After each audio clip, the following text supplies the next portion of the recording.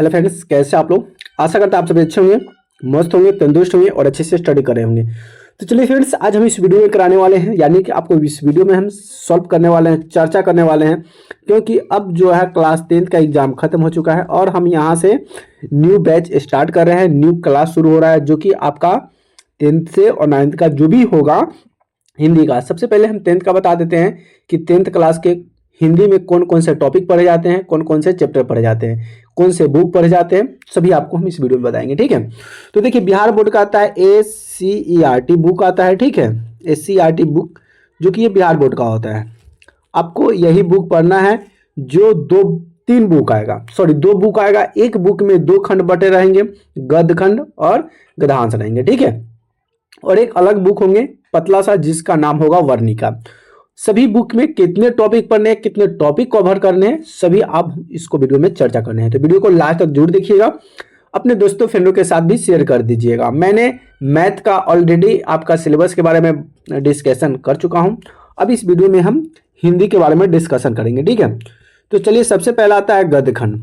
ये आप देख सकते हैं, ये सिलेबस जो है क्लास 10 का जो कि 2025 जो अभी 2025 चल रहा है, इसमें बच्चा जो ज्वाइन होगा फिर 2026 में एग्जाम देगा, उसके लिए बेनिफिट होने वाले हैं। पहला आता है गद्य खंड। क्या है पहला गद्य खंड आएगा, बुक एक ही है जिस बुक का नाम है गोधूली। क्या है? गोधूली। ये गोधूली जो है ये बुक का नाम है। ठीक है, और इस बुक में 2 खंड बांटे गए हैं, खंड ए है और फिर नीचे खंड ब है, यानी कि खंड अ खंड ब, ऐसे नहीं गद्य खंड फड़ खंड लिखा होगा। ठीक है, तो पहला है श्रेणी विभाजन और जाति प्रथा। ये पहला टॉपिक पढ़ना है।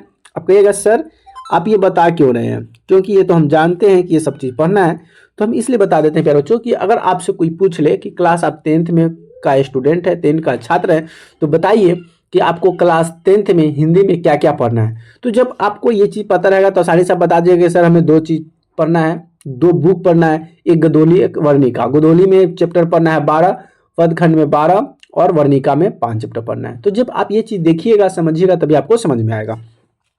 तो पहला टॉपिक हो गया श्रेणी विभाजन और जाति प्रथा, दूसरा है विष के दांत है, तीसरा है भारत से हम क्या सीखे, चौथा है नाखून क्यों बढ़ते हैं, पांचवा है नागरिक लिपि। क्या है?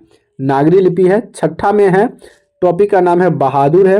पांचवा है परंपरा का मूल्यांकन। छठवा है जीत जीत में निरखत हूँ। नौवा है अभिनय और 10वां है मछली। ये सभी टॉपिक आपका क्लास 10th में पढ़ना है। उसके बाद 11वां जो टॉपिक है ये नौबत खाने में इबादत। 12वां है शिक्षा और संस्कृति। उसके बाद आता है काव्य खंड। ये सभी 12 टॉपिक पढ़े रहते हैं किसमें, तो ये गद्य खंड में। याद रहेगा कि गद्य खंड में कितने टॉपिक हैं, 12 टॉपिक, यानी कि 12 चैप्टर है और संस्कृति। अब आता है काव्य खंड। क्या आता है? अब काव्य खंड आता है। काव्य खंड में कौन कौन से टॉपिक पढ़ने हैं, क्या क्या है, पाठ का नाम देख लेते हैं। तो काव्य खंड में भी 12 टॉपिक पढ़ने हैं, यानी कि 12 को पाठ पढ़ना है, चैप्टर पढ़ना है। कौन कौन सा है? पहला है राम बिनु बिरथे जगी जन्मा, पहला टॉपिक है। दूसरा है प्रेम आईनी श्री राधिका, ये दूसरा टॉपिक है। तीसरा अति सुधो स्नेह को मार्ग, ये क्या है? तीसरा है। उसी तरह से आगे बढ़ेंगे तो अगला ये आ गया।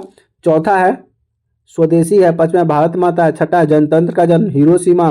8वां चैप्टर एक वृक्ष की हत्या। 9वां चैप्टर हमारी नींद और 10वां चैप्टर अक्षर ज्ञान है। क्या है? अक्षर ज्ञान है। उसके बाद 11वां जो चैप्टर है वो है लौट कर आऊँगा फिर। 5वां है मेरे बिना तुम प्रभु। ये सभी जो टॉपिक है आपको क्या करना है, आपको पढ़ना है क्लास 10th में। तो ये एक ही बुक का 2 टॉपिक था, एक था गद्य, क्या था, एक था गद्य खंड और एक था काव्य खंड। क्या था? काव्य खंड। तो 2 बुक हो गया, एक और ये, मतलब बुक एक ही है, 2 टॉपिक हो गया। अब दूसरा जो बुक आता है उस दूसरा बुक का नाम है वर्णिका। क्या है? वर्णिका बुक है, पतला सा रहेगा, छोटा सा, जिसमें आपको 5 चैप्टर जो है वो पढ़ने हैं। 5 चैप्टर कौन कौन से हैं, तो 5 चैप्टर ये रहा आपके सामने। क्या है उसको देखिए, थोड़ा सा उसको समझिए। पहला है दही वाली मंगमा। क्या है? दही वाली मंगमा, ये पहला चैप्टर। दूसरा है रहते विश्वास। तीसरा है माँ और चौथा नगर है, तो 5वां नगर हो जाएगा। और छठा है धरती कब तक घूमेगी। ये 5 चैप्टर क्या करना है, आपका वर्णिका में पढ़ना है। और यहीं से क्वेश्चन जो होते हैं आपका 10 नंबर के एग्जाम में पूछे जाते हैं। ठीक है, 10 नंबर के क्वेश्चन, दही वाली मंगवा, रहते विश्वास, माँ, नगर, धरती कब तक घूमेगी। अगर सही से देखा जाए तो यहाँ से क्वेश्चन जो ना आपका 20 नंबर पूछ दिया जाता है। 20 नंबर कैसे?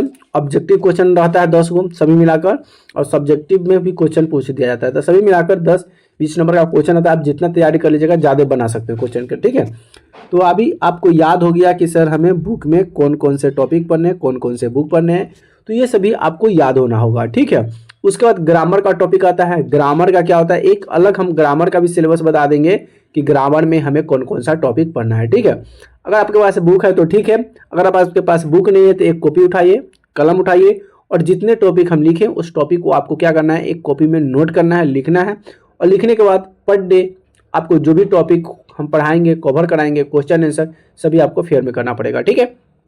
तो जितने टॉपिक होंगे, जितने बुक होंगे, उतने आपको कॉपी खरीदना पड़ेगा फेयर करने के लिए, और मैथ के लिए भी। तो मैथ के लिए, रॉफ के लिए एक मोटा सा, और फिर रिवीजन करने के लिए भी अपना करते रहना है, ठीक है। तो फिर बच्चों हमारा ये बताना था आपको कि आपको हिंदी में कौन कौन से टॉपिक पढ़ने हैं, कौन कौन से सिलेबस पढ़ने हैं, और क्या क्या इंपॉर्टेंट टॉपिक है, ठीक है। तो ये सभी टॉपिक जो है ना मोस्ट इंपॉर्टेंट है, जो कि एग्जाम में आपको देखने को मिलते हैं और यहीं से क्वेश्चन बनते हैं। तो फिर बच्चों यहाँ से वीडियो को लास्ट तक जरूर देखिएगा।